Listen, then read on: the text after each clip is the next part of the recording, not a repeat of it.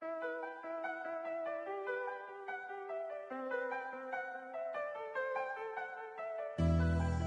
need to, I got to. These dreams, I won't let them go.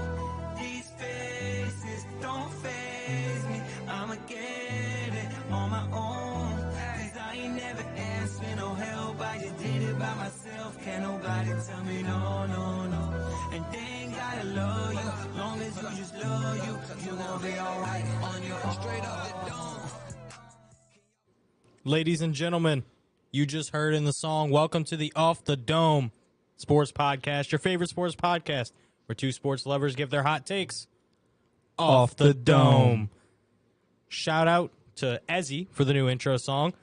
We really liked it. It's called Off the Dome. Yeah. So, shout out to Ezzy. He's an artist out of Florida. Go ahead, give him a listen on Spotify. If you're listening in right now on newrockradio.us, we want to thank you. Listening to newrockradio.us not only for the podcast, but all the time. Streaming the best rock music 24/7. If not, you're probably watching us right now on Radio House Studios, Facebook, YouTube, Twitch. We want to thank you for watching us live on Radio House Studios. You can find it on Facebook, YouTube, and Twitch, like I said. But you can also find the Off the Dome Sports Podcast on YouTube and Facebook at Off the Dome Sports Podcast. We also have our own Twitter account at _Dome Pod. So go ahead, give us a follow, give us a like, and, DM us if you have any questions, if there's anything you'd like to say about the show. We'd like to thank our sponsor, Brignac Mortgage, where Sean Brignac, President and CEO, can assist in all your lending needs, residential, investment, and commercial properties. Check out Sean on YouTube at Sean Brignac, and check out www.brignacmortgage.com. Thanks again to Brignac Mortgage for sponsoring the Off the Dome Sports Podcast. We appreciate you. If you're looking to sponsor the Off the Dome Sports Podcast, anybody out there, we have some introductory packages available. We'd love to hear from you. Go ahead, shoot us an email at studio@newrockradio.us or hit us up through the Facebook page, newrockradio.us. Without any further ado, let's talk about something we watched happen last night. It looked good in the beginning and then all came crashing down, something that typically happens to us in New Orleans. The New Orleans Saints last night played against the Arizona Cardinals on Thursday Night Football under the bright lights and did not end how we expected it or wanted it to. No, definitely not. It's weird because I had a bad feeling right when Shaheed caught that bomb for a touchdown. Most people had a good feeling when that happened, but I just knew that they were going to find a way to ruin it. It always happens. We can never have anything nice. No. So, in case you didn't get to watch it last night, the New Orleans Saints lost to the Arizona Cardinals 34-42. Unfortunately, we were missing a lot of guys. Yeah. Michael Thomas, Jarvis Landry, Marshawn Lattimore, Paulson Adebo, Andres Pete, Adam Troutman. We were out 6 starters last night. That injury bug is more than just a bug right now. Yeah. It's like a whole problem. pile of bugs. But yeah, I mean, can we really expect to be winning games without 6 starters? I really don't think so. I mean, Pete's on this list, but I mean, he's usually injured. We're kind of used to that. Yeah, ever last since. man Pete. Yeah. But Lattimore, he's not one to sit out many games. Michael Thomas, he sat out. He is one to sit out many games. But he's also a key player on this team. Yep. Does some crazy things, as we've seen in past years. Jarvis, new addition, started off hot. Hasn't really been the same since he got hurt. He's kind of been back and forth. Yep. Haven't seen too much of him since, I think it was that Carolina game was when he got hurt. I think it was the Minnesota game. Minnesota game. Yeah. Yeah, I mean, we just haven't been able to stay healthy. We had the same problem last year, too.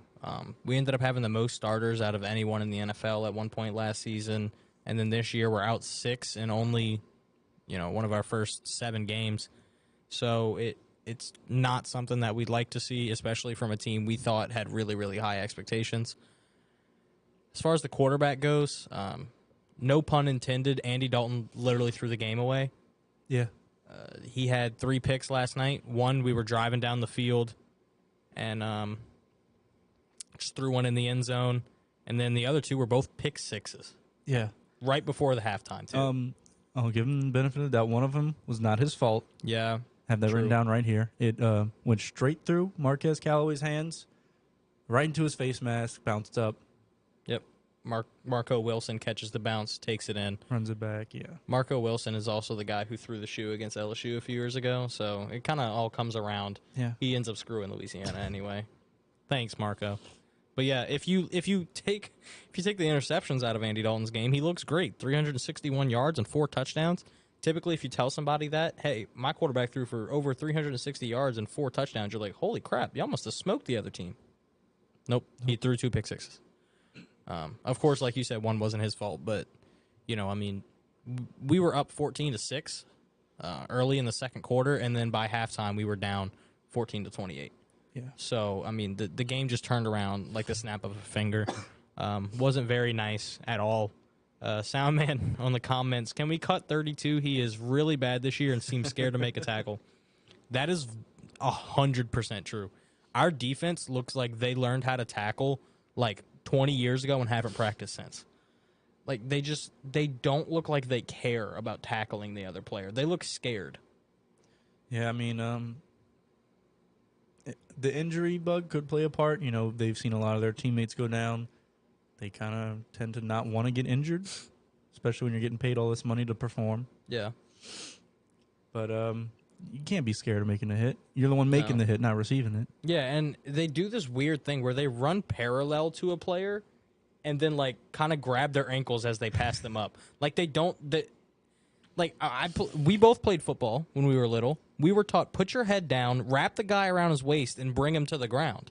Like, that's how you tackle somebody. And they're like, I don't... They look like a little scared lizard trying to jump in the door. Like, I don't get what our defense is doing. And... it's weird because Dennis Allen was a great D coordinator. He's had our defense rocking for the past 5 or 6 years. And now he becomes head coach, and our defense stinks. Yeah, I feel like he's trying to make up for the fact that he was the defensive coordinator, and he's trying to focus more on the offensive side of the ball, that defense is kind of getting pushed to the side and more each week. Because we saw at the beginning of the season, our defense picked up right where they had left off, playing great football week in and week out. Really just lost those games because our offense couldn't stay on the field. Our defense was getting tired. They're deteriorating as the season goes on, not only physically but mentally. Yeah, now we're seeing the defense kind of slacking off. Yeah, and like you were saying with Dennis Allen trying to focus on the offense, if he is trying to focus on the offense, he needs to delegate that to somebody else because the offense doesn't look very good either. I know we scored 34 points. Like I said, Andy Dalton threw a bunch of touchdowns. It wasn't a good 34. But no, it wasn't a 34 points where I was like, our offense looked great. It was a 34 points where it was like, it was still tough to watch because we were down. I think that's why we scored so many points because, we were down like 14, 21 points at some points. So the Cardinals defense was kind of playing off. That being said, the run game also didn't look great. We didn't even have 100 rushing yards as a team. Alvin Kamara looked really efficient, but they only gave him the ball 11 times, which blows my mind. How do you give your best player less chances to move the ball? Like I don't get it. And I was talking to you about this earlier off the script. Every time we get in the red zone, it seems like Kamara's off the field. Yeah, I don't get it. I don't understand it either. I don't know if they're trying to go with more of a power back situation once you get in the red zone, try and just punch it in. Keep going up the gut till you get there, but it's not working, so we got to change something. Like, I'm a big believer in get the ball in the hands of your playmakers, and we're not doing that right now. Now, don't get me wrong, Rashid Shaheed has the best touchdown efficiency in NFL history. Yeah. 2 times he's gotten the ball in an NFL game. Both times he has scored a touchdown. So shout out to Rashid Shaheed. He's the dark horse for team MVP right now, basically. Another shout out to Kevin White. Kevin White looked... Who had more yards last night than he did with his entire career with the Bears. Oh, God. Shout out Kevin White. He had, 2 catches 64 last night? yards. 1 catch last night. But it was a nice one. Had that crossing route where he just took it up the sideline. Almost had a touchdown. But, I just don't understand what the offensive side is doing. And then we saw Taysom 2 weeks ago absolutely dominate, and then he got the ball 3 times in the run game and passed it twice this game for a total of 5 touches. What? I don't understand what our offense is doing. Whether it's Dennis Allen or Pete Carmichael, somebody has to figure it out because it's disgusting. It's puzzling, to say the least. I mean, we've seen, against Seattle, looked like everything was working. You would think you'd continue with that game plan. We did nothing the same. No, absolutely not. And they showed a stat last night on the game talking about drives when Taysom Hill gets at least 1 touch versus drives when Taysom Hill gets no touches. And it was like 21 touchdowns, 11 field goals, and 7 punts when he does. And when he doesn't, it's like 9 touchdowns, a couple field goals, and almost all punts. So it's like, just give Taysom the ball. Yeah, I hate him as a quarterback. I have vocally said many times that I hate Taysom Hill as our starting quarterback. I think that's a stupid idea. But use him as the gadget player that he is. Yeah. There's a reason that people like him because he does what he needs to do. Whether it's a 3rd and 2 or a goal line or even playing special teams, like Taysom Hill has this special ability to just do what you need him to do. So we need to get him the ball more. To take power to the right, power 60 to the right. yards. Yeah. And that's coming from a guy who's hated on Taysom Hill a very long time because I don't think he's an actual NFL quarterback, but he's not, so don't play him like that. Let him throw a couple passes, sure. It'll catch the defense off guard for sure. Yeah. So, I mean, we have 2 bright points right now, I think, and it's Taysom Hill and Chris Olave. Chris Olave is playing like he's playing like a first-round pick. Definitely a Rookie of the Year contender. I think he's the favorite right now. Now, Breece Hall from the Jets is a very good running back. He's having a good season. So is Dameon Pierce. Yeah, Dameon Pierce also having a very good year. But Chris Olave has had, he's getting over 100 yards, it seems, almost every game. And when he doesn't, he at least gets a touchdown. So he's playing very, very well. So Chris Olave and Taysom Hill is about all the Saints can hope for right now. What do you think the Saints have to do to get back on track? It's tough because we've seen them try a bunch of different things. I have a feeling Jameis will be starting next week. Mm-hmm. So that could, pose a different aspect or way of looking at things from our coaching staff. They could try and go a different route, or they could try and go back to how we played against Seattle, more of a run game. We saw that work. Yeah. So it's kind of up in the air. I don't think many people will know outside of the organization, of course. Mm-hmm. I think we both agree, though. It kind of comes down to coaching. Yeah. I think that's what this comes down to. I don't know if Dennis Allen's the guy. I hope he is. I hope he made the right hire, but right now it doesn't look like he is. Yeah, a lot of people on social media are saying things like it's kind of like a similar situation that we had with the Pelicans and Stan Van Gundy. Oh yeah, for sure. Before it started, we were like, yeah, that's a good one. He knows what it takes. Blah blah blah blah blah. And then he starts, and it's like, nope, not it. So maybe next year we'll hire Willie Green. Yeah, the Saints head coach Willie Green. Shout out Gerald said maybe Drew should have gone to the game. He was there. He was not looking very happy. And he looked very mad. And we all know a mad Drew Brees was really good. So maybe he should have gone to the game because he would have been better than Andog. That's for sure. Moving on from the horrid Saints, let's move on to a team that really impressed us last time we saw them on the field, the LSU Tigers. Beat Florida by 10 points last week, and tomorrow's going to be a battle. Oh, yeah. I think it's going to be a really good game. We're coming. We ain't backing down. Go Tigers. Number 7, Ole Miss. Coming to Baton Rouge, 2:30 game, CBS. LSU, although being unranked going against the number 7 team in the country, is favored by 1.5. I don't understand. There's a lot of college games like that this Saturday coming up. Oh yeah. That have the underdog according to rankings being the favorite to win the game. Makes no sense to me, but hey, Vegas knows. Vegas know something. They know something. It's going to be a really busy game tomorrow. There's going to be a lot of people in town, especially celebrities. What time does beer go on sale? Well, it's 12:30. As soon as the stadium opens, so 12:30. But I mean, they have trucks outside. They have stands outside. They have tailgating. People will be drinking at 6 a.m. Let's be honest here. I'll be one of them.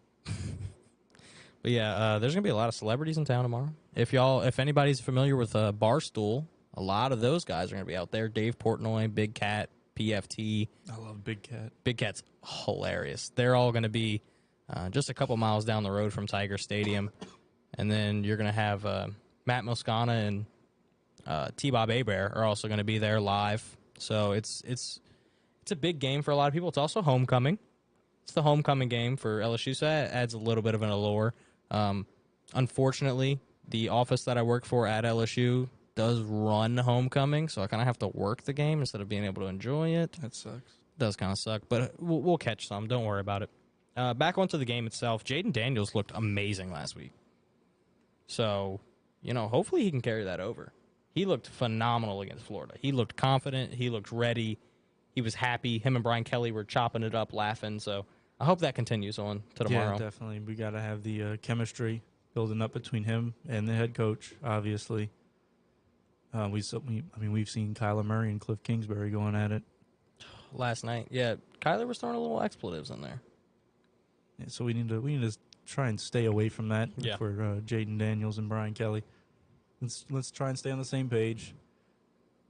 But yeah, let's definitely continue what we had working for us in that Florida game. Yeah, our offense looked fantastic last week. And our run game was definitely a part of that. And it's only going to get better tomorrow because we have Armani Goodwin coming back. I think Armani Goodwin's a very, very good player. We've been looking at John Emery, and we've been looking at Josh Williams taking a lot of the carries over the past couple games. I think adding in Goodwin throws in a third piece that, kind of turns into our receiving back. I think Armani Goodwin's a very good athlete, very good with the ball in his hands. Kind of reminds me of a Clyde. So hopefully we'll see all three of them utilized tomorrow, switch it up on the defense, keep them guessing. Only bad part about tomorrow, Jack Besh is out.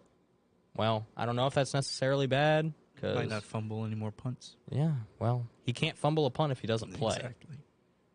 So Jack Besh is out, which he's a really, really good player. He's one of the best players on the team when he's performing well, when he's playing up to expectations. He's a great receiver. Came in as a tight end, was so good at receiving that they just moved him to receiver. So we're gonna have to play a little bit different with him out, but I still feel confident in that offense repeating what they did against Florida. Yeah, I think this game's going to come down to defense. What if our defense can hold that Ole Miss offense that we've seen put up some points? They're good, man. Averaging 41 points per game. That's a lot. Tigers defense in Death Valley, it's going to be hard for them. Hopefully they're better than they were against Tennessee, that defense. Yeah. I think I said it before, say it again. Tennessee is the best team in college football right now. They look like it. They just beat Bama. So, I'm a Tennessee fan when they're beating Bama. I'm a fan of anyone who beats Bama.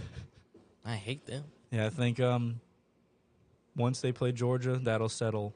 I think the winner of that game will win the national championship this year. It's a bold take. I like it, though. I don't mind it at all.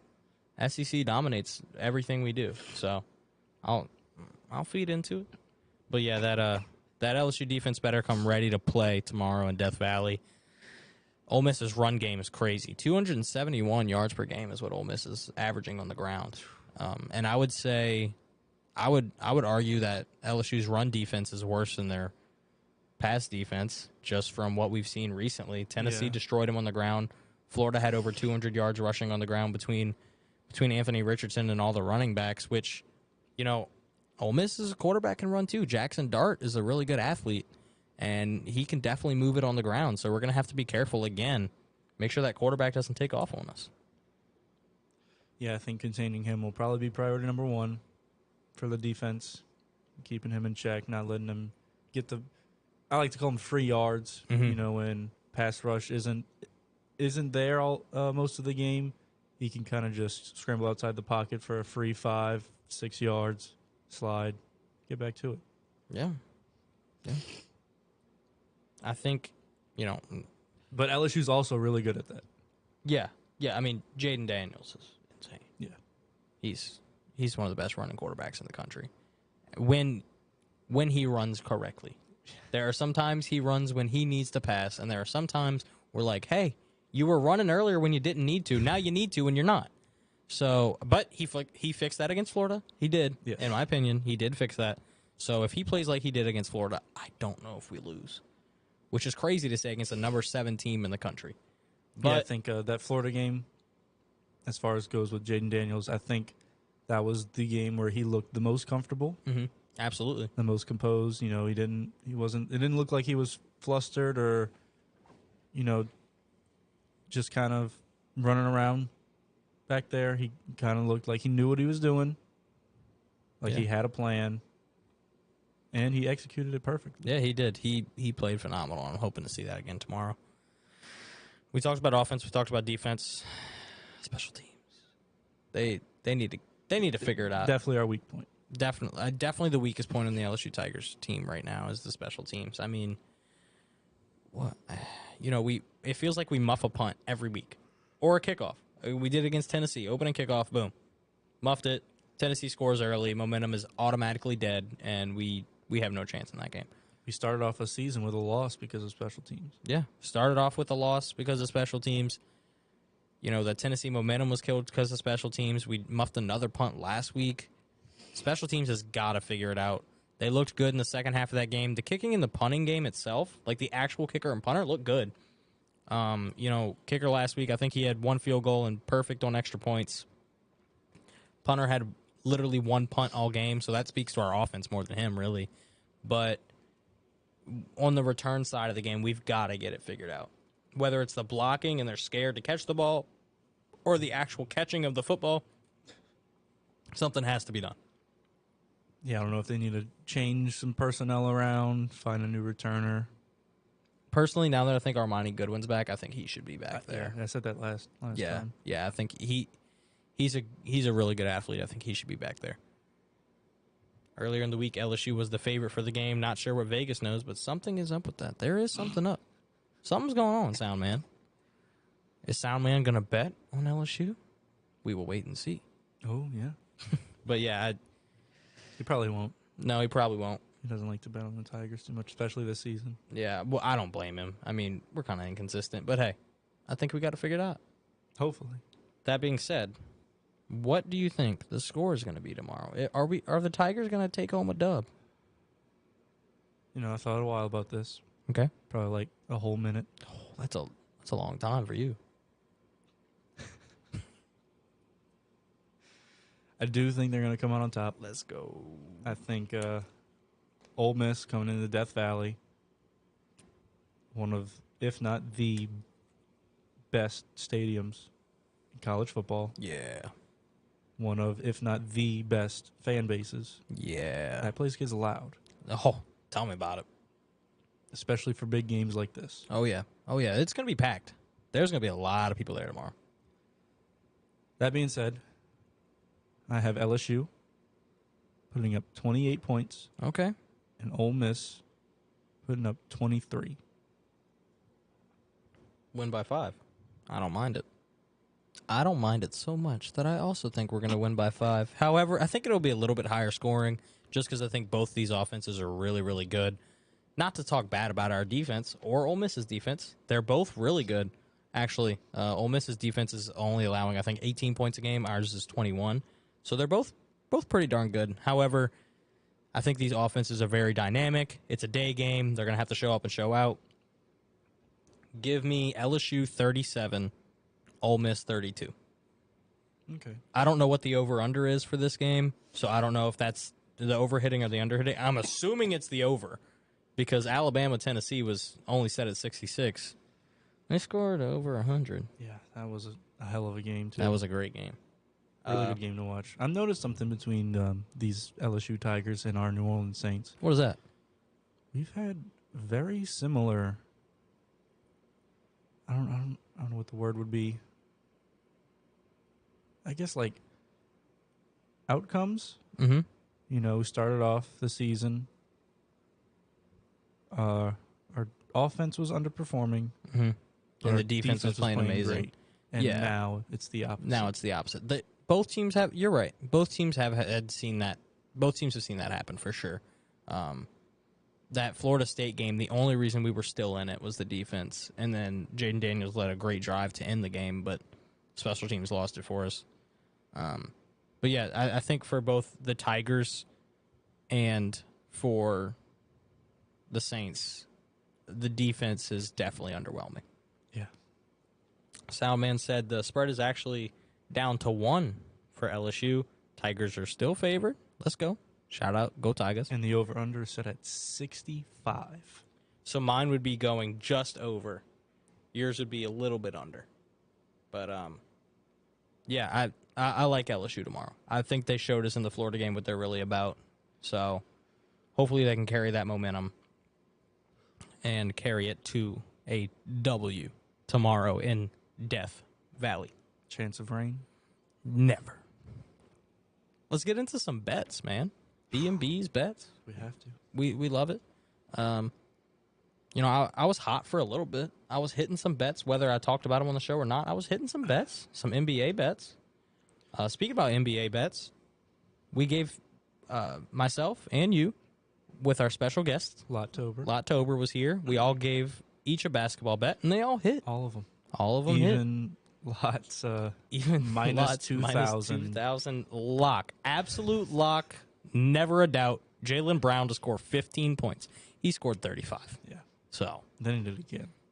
he scored 15 twice. But yeah, I mean we hit basketball bets. That's nice. You know what we didn't hit? Baseball. Baseball bets. It's impossible to bet baseball. You can't bet baseball. It's so unpredictable. I mean, every sport's unpredictable, but I feel like baseball is just like flip a coin, Yeah. and it'll land somewhere in the middle. It's definitely the hardest sport. I would agree. Before we move any further, let's talk about the jerseys. I'm wearing a good old Toon Squad Bugs Bunny jersey. Bunny. What you got on, bud? I got on my old Astros Bregman jersey. Okay, there. He had a tank last night. He's looking good. The Astros up 2-0 right now on Soundman's Yankees. Might sweep him. Might sweep them. How do we feel about that one, Soundman? I need you to leave me a comment because I don't know. I don't know how I feel about the Yankees. I know they're going back to New York tomorrow, but Astros looking good. That's what Soundman says. Between you and Lot, Mhm. I'm the only one that has the Astros moving on, right? Correct. Him and I both picked the Yankees, which you might be right. I had Astros Padres. Yeah, and I had Yankees. Yankees Padres. He had Yankees Phillies. He had Yankees Phillies. He said no matter who wins the ALCS, Phillies are winning it all. That's what he says. I don't know. So we'll see. But getting into some newer bets. Every week we do a road dog. If you don't know what a road dog is, it is a underdog on the road. Hence, road dog. Start us off with your road dog this week in the NFL, Byron. I am taking the Seattle Seahawks, who have looked good. Geno looked They've been scoring a lot of points. really good. They are playing the Chargers away, and they are 5-point underdogs. So Seattle spread +5 for -110. That's going to be my road dog this week. I think they might win the game, honestly. Oh, wow. I know think against Seattle might beat the your Chargers? My Chargers. I picked them to win the Super Bowl. Let's remember that. How's that looking?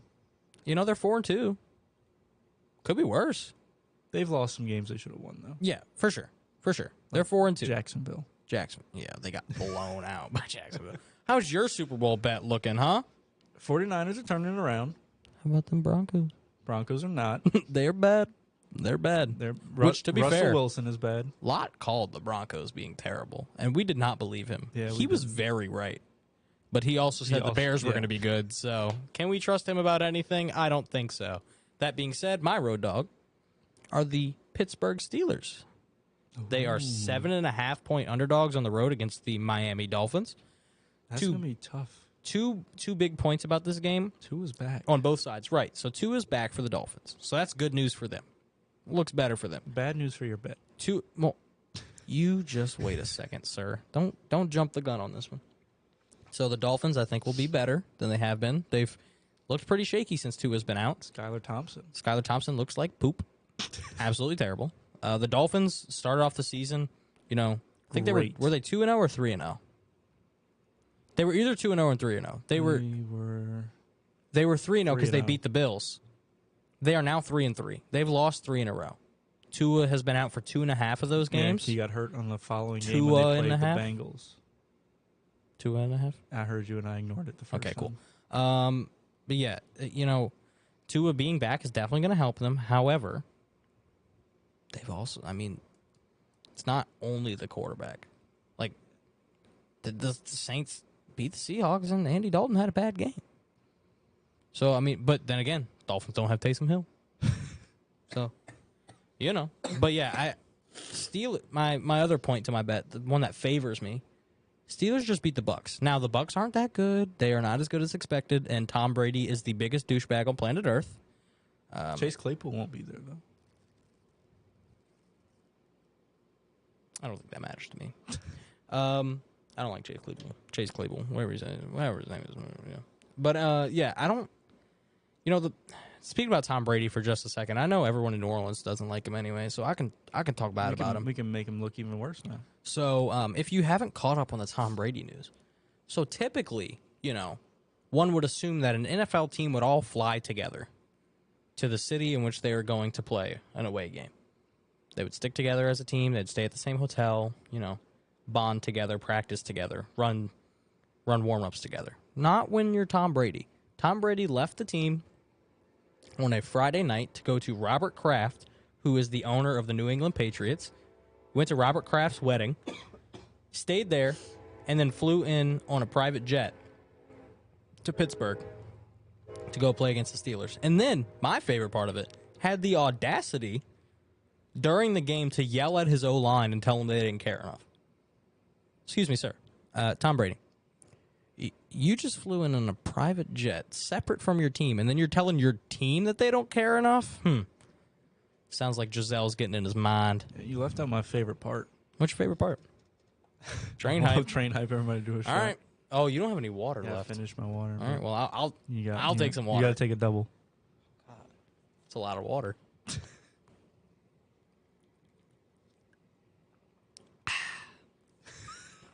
All right. What was your favorite part?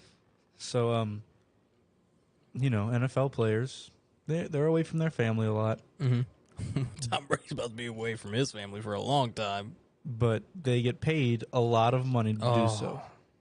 They get paid a lot of money to go stay in these nice rooms, hotel Especially rooms. when you're Tom Brady. They get taken care of pretty well, especially when you're Tom Brady. You get paid millions of dollars to go play a game, essentially. Tom Brady said that playing all these away games and staying on the road away from your family is like being deployed in the military. That's disgusting. Like, that actually angers me. He compared an NFL player's, week or two away from home to being sent overseas and fighting for your life. Yeah. Like, I get it. Football's dangerous. Like, okay, we get it. Concussions are very serious. I agree. I think they're a problem. However, they're not as much of a problem as a bullet. sniper. Just downrange, Downrange. Like, I get it, Tom Brady, but you're not getting shot at. You're not in the desert. You're not trying to literally fight for your life. You're dropping back with a piece of leather in your hand. I agree, Gerald. Don't you worry. But, and this was not supposed to turn into the roast of Tom Brady, but... I'm glad it has. Yeah, like, that gets under my skin. Like, I get it. You're away from your family, and that sucks. But military deployment, Tom? We know a guy who was deployed in the military overseas for a very long time. And I much more respect him than Tom Brady. Is this what I think you're talking about? WWE champion? What are you talking about? John Cena? No. What are you talking about? I was talking about our buddy Wood, man. Oh, yeah. He was this guy. Literally. This guy. I can't believe you. You ruined this. But yeah. Well, you mentioned that earlier, so I thought Oh, yeah. going back to that. Marine. John Cena. Oh, God. Where is this podcast going? I love this. You know what? No, wrong one. It's already up. I'll give ourselves an applause. All right. So, like we said, Road Dogs, Seahawks at Chargers and Steelers at Dolphins. Bet on those if you want to win some money. And if you want to win big money, listen to Soundman. Oh, yes. So, Soundman's sneaky parlay. Mm-hmm. I'll give you the rundown. Run it down. First game. It's all NFL games this Sunday. Okay. Got Falcons at Bengals. Okay. Falcons spread, which is at 6.5, plus 6.5 for minus 110. Then Lions at the Cowboys. Took the Cowboys money line for minus 335. He lost it. No, he didn't. This is where he lost it. All right. Actually, no, I take it back. Chiefs at Niners. Okay. He took the 49ers money line, which is at plus 115. Interesting. And then finally, Seahawks at Chargers. He took the Seahawks spread at plus 5 for minus 110. Same All that thing as your combined- underdog. Yes. All that combined, 4 legs for plus 918. This is crazy from Soundman. I've never seen him put together a parlay longer than 2 legs. He is always the money line and over, or spread and under, Yeah. and he bets like a bunch of money on it to try to make money. This man has went off the rails. What has this show done to him? He said for clarity, he had a profit boost token for this bet. Okay, I mean, I guess. But I want to give a quick rundown of the bet and how I feel about it. You can do the same. Falcons at Bengals. He picked Falcons spread plus 6.5. I like that. Falcons Have looked great. dominated the Yeah. 49ers last week, and the Saints should have beaten the Bengals, and they only lost by 4. So I think the Falcons can definitely keep it within 6 points. Even though I hate them, I think they can keep it within 6 points against the Bengals. $50 gets him $610. Gee whiz. That's a lot of money. I don't have $50 to bet, though, so who cares? Lions at Cowboys. He picked the Cowboys money line. He lost it. Detroit Lions literally never lose. Oh, really? Yep, they are What about so 6-0 far in the this season. Okay, listen. If y'all don't know, I have an obsession with the Detroit Lions for some reason. For no Makes no reason, sense. yeah. The only skin I have in the game is Dan Campbell because he is a dog. I love Dan Campbell as a human, as a football coach. He's just hilarious. He's great. Love his personality, and you can tell he cares. Yeah, outside of week 4, how has Hawkinson done for you? So moving on to the next leg of the parlay. Like, gosh, every time. Why does Hawkinson always come up? Next leg of the parlay. Chiefs at 49ers. He took 49ers money line. That is the biggest toss-up, I think. I think the other 3 are pretty solid. This one, I think, is the biggest toss-up. I mean, yeah, it's the only one with positive odds. Yeah. But it's looking like Christian McCaffrey, who just recently got traded from Carolina to San Francisco, Mm-hmm. he's already started practicing with the team. Yep. Like, this trade happened last night, Yep. Literally during the game. and he showed up at practice this morning in San Francisco. So it's trending, looking like he's He might going to play a couple snaps. Sunday. I mean, And- he's probably not going to play a lot. It's not he's It going takes to the play. time to learn right. a new playbook and everything, but he can pick up on a few plays, run Mhm. those plays, And they're getting a bunch of guys back, too. probably get the job done pretty good. The 49ers are getting back all-pro left tackle Trent Williams, who is widely regarded as the best left tackle in the game. Nick Bosa, who is a super young stud defensive player. And now they're adding Christian McCaffrey. Wow. So 49ers do look good. CMC will play, says Soundman. You know who doesn't look good? Who? Anyone in fantasy football who drafted or traded for Elijah Mitchell. Yeah, who would do that, you know? Like, that's just... Who would trade for Elijah Mitchell, especially after he got hurt? Yeah, I don't You know, like thinking that, oh, when he comes back, he's obviously going to be the starting In running week back. 10. It'll be perfect for a playoff push in case that team needs it. Who would ever trade for Elijah Mitchell? This guy. You. So, that didn't work out. But, 49ers Chiefs should be a good game. I think the Chiefs will win personally, but I could see 49ers winning. And then we already talked about Seahawks at Chargers with the Seahawks spread. I now understand what Soundman was telling us earlier. Mm-hmm. Can we talk about the Jamie Luke Jamie, asked us to talk man. about the number 25 ranked college team in the country. the Tulane Green Wave, which They're playing some good Hey. football.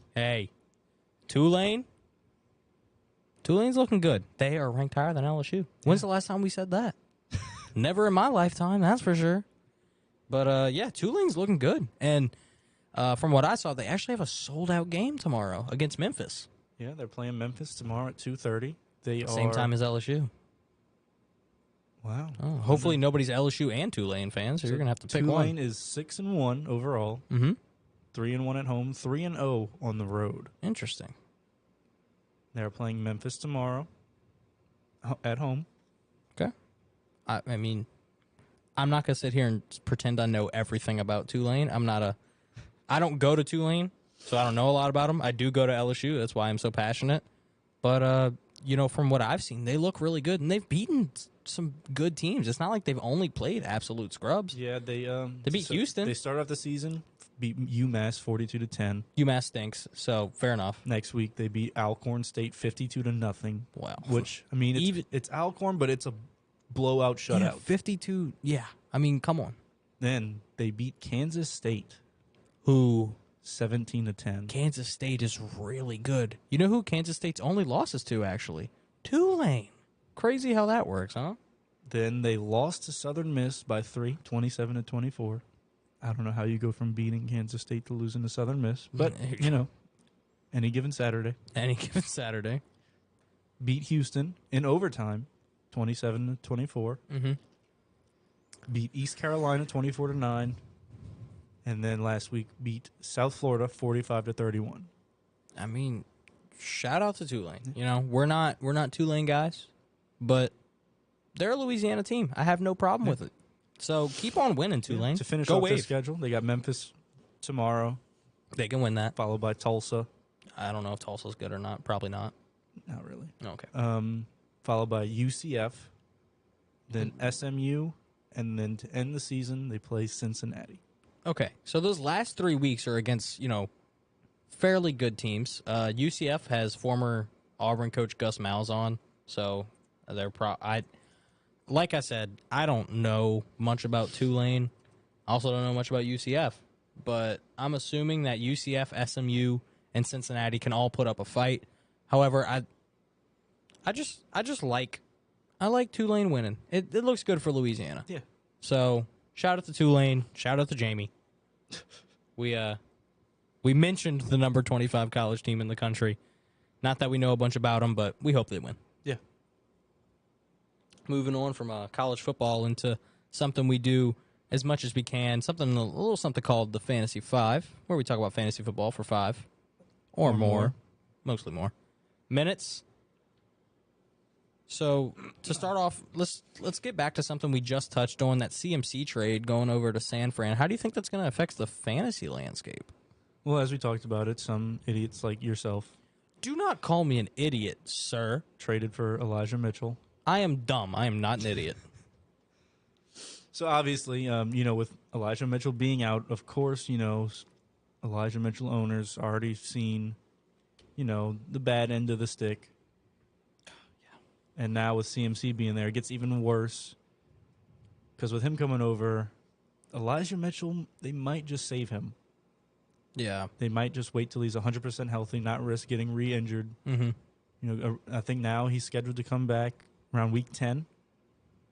So if they're in it and they need him, then yeah, he'll probably come play. It's not going to be the workload we've seen him get used to. Nope. Especially with CMC being there. Yeah. I mean, adding CMC to the 49ers is crazy to me.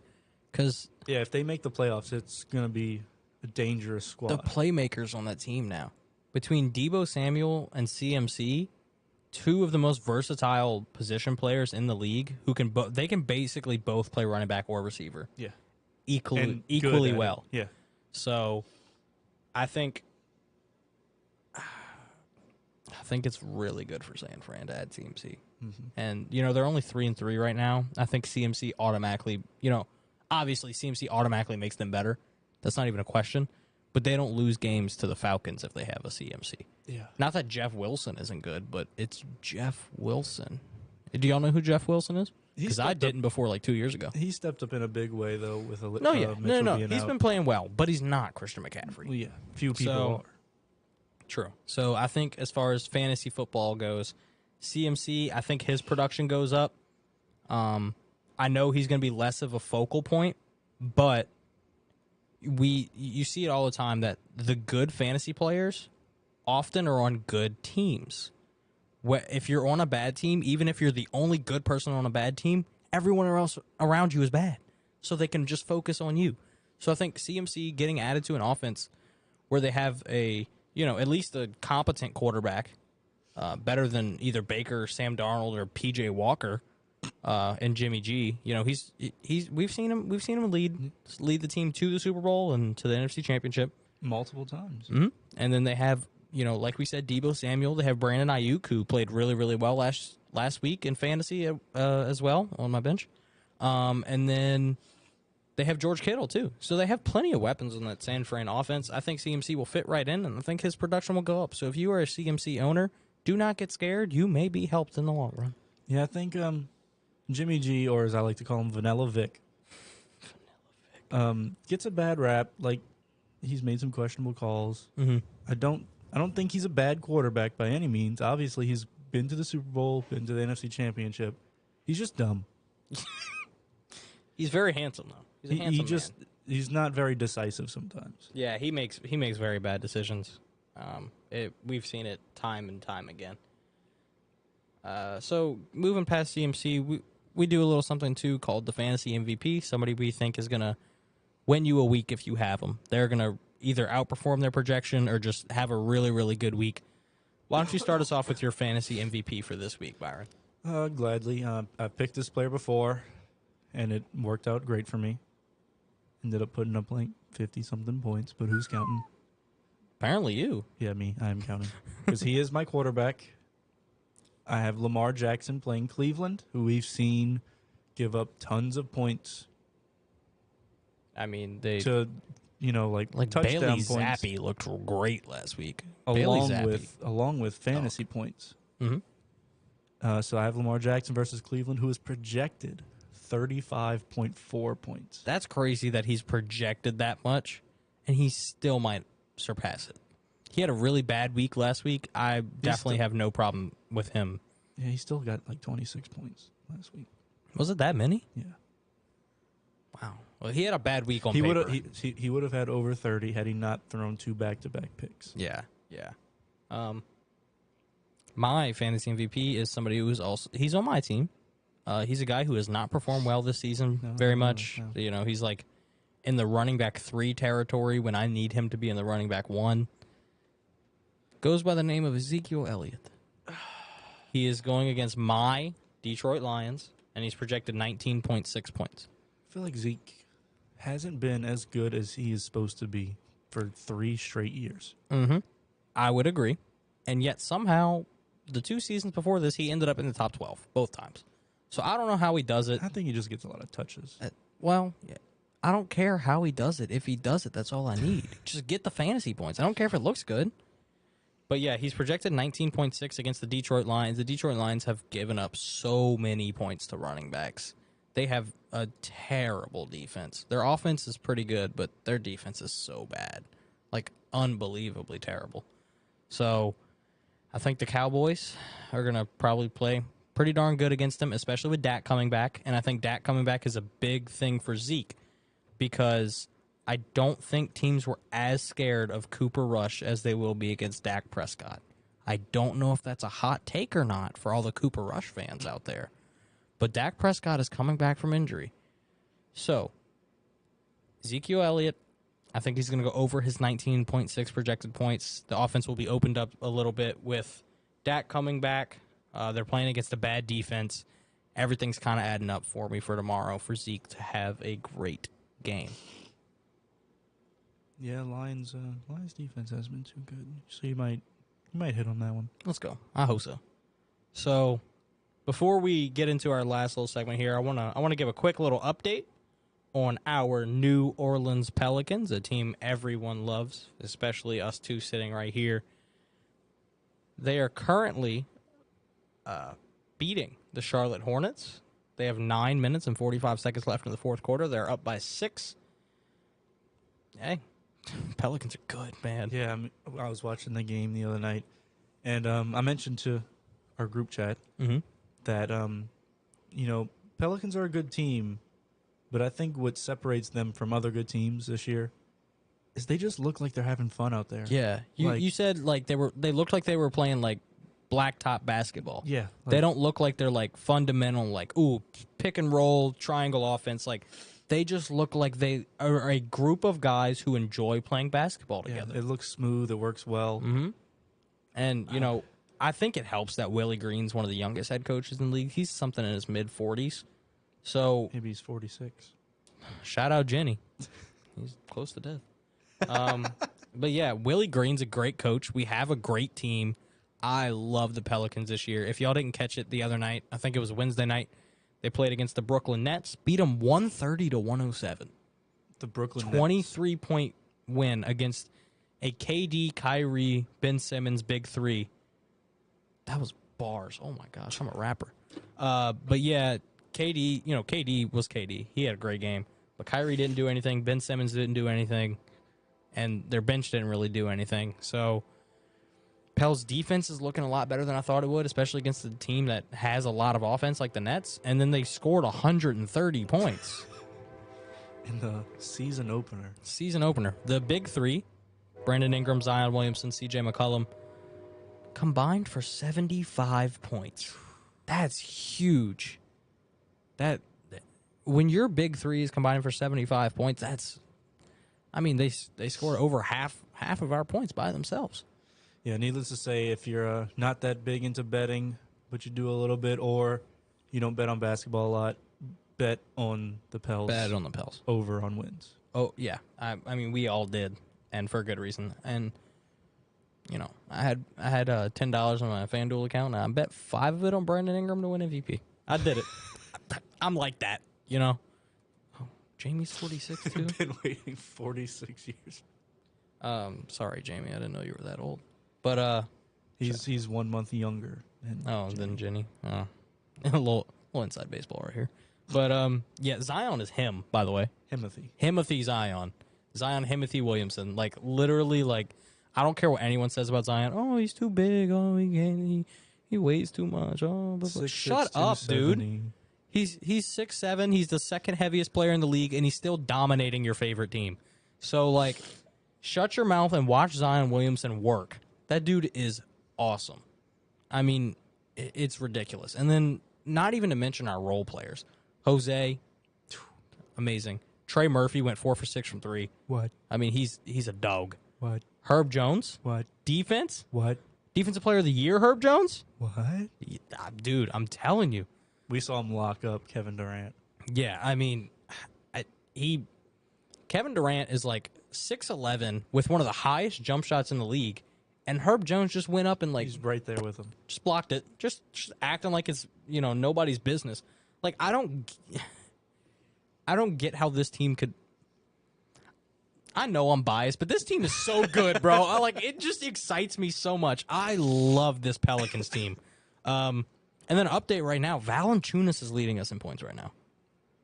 Like, when you have Zion Williamson, CJ McCollum, and Brandon Ingram, and then Jonas Valanciunas is dropping 23, like, who's going to stop us, man?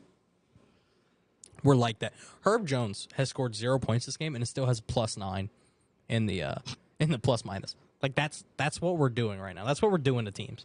Like, we're just like that. You just got locked by Herb. I mean, our team is I could talk about the Pelicans for like 5 hours. I absolutely love this team. And how far do you think this team's going to go? Like, realistically, try to be unbiased if you can. I know it's hard. But like, just looking at what we have on paper, what we did against the Nets, what is this Pelicans team's ceiling? Okay, so without a doubt. And what's the floor as well? Without a doubt. Injury-free, for the most part. Yeah, if we can stay pretty healthy. Without a doubt. The floor. Absolute floor. Worst they would do. Playoffs. I agree. I think they lock up a 6 seed. If they stay healthy and play like they are right now, there's no doubt in my mind they lock up a 6 seed. Don't even have to worry about the play-in. Even if, some things don't go our way injury-wise, still think we can at least make the play-in. Oh, absolutely. I mean, we made the play-in last year without Zion playing a single game. And, I think that speaks to how good our role players are. Yeah. And if our role players are playing that good. And our bench. Yeah. The team is just so good. They mesh so well together. The chemistry's crazy. What's the ceiling for this team, you think? If we stay healthy. Championship. You think we can win the finals this year? Yes. I don't want to be biased, but, I agree. I'm going to play it safe and say not win it, but just make it there. Yeah. I think there's no doubt in my mind if this team stays healthy for at least 65 out of 82 games, if we can get our big three to play 65 out of 82 games together. 65 wins. Oh, that's a lot. But I don't see a reason we can't at least make the conference finals. Yeah. Like, if we had Zion last year, we beat the Suns. Oh, yeah, no doubt. And then we go on and we play the Mavs, and we probably beat the Mavs. Now, I don't think we beat the Warriors, to be honest with you. The Warriors were just too good last year. Yeah, last year. But I like this Pels team, so I had us on the last if you caught the episode with Rebo, we talked about our basketball predictions. I had us as, I believe, the 4 seed. I did too. Reese had him as the 3 seed. Even if we're the 4 seed, I can still make a seed in the Western Conference Finals. So, I have no problem with the Pels looking like this. I think it's great. I think the Saints sold their soul so the Pelicans could be good. And in my opinion, don't care. We're in basketball city. We're basketball city now.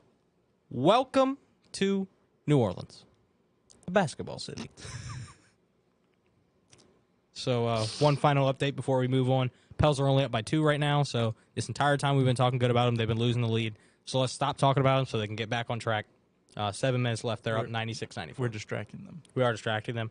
So moving on from basketball, we're going off the dome. It's the name of the podcast. That's what we're doing. We're going to look at every game on the NFL slate for the rest of the week, and we're going to quickly pick a winner for every game.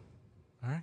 And if you're confident in us, which I know we're confident in us, put these all into a parlay. See what happens.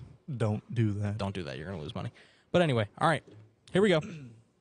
Lions at Cowboys. Who's winning the game? Cowboys. I unfortunately agree. I love my Detroit Lions, but yeah. All right. Next game. Colts Titans. Give me the Colts. It's going to be a tough one. It's going to be a good game. It's a divisional matchup. It's going to be a good game. I think Jonathan Taylor's back, by the way. Jonathan Taylor's back, but Derrick Henry's playing good. Very good. He's catching the ball for once in his career. It's crazy. I'm He had gonna like 5 receptions the other game. I'm going to go Titans. Okay. So we'll disagree on that one. Next game, 5-1 Giants going to Jacksonville to take on the Jags. So if you don't see the comments, Soundman said you could bet on every game to have a safety. That's good odds from what I've heard. Byron, tell him about that picture. So I was scrolling through Twitter at work last night and came across this post that of a bet that somebody had made, a 12-leg parlay that had a safety to be scored in every NFL game Sunday.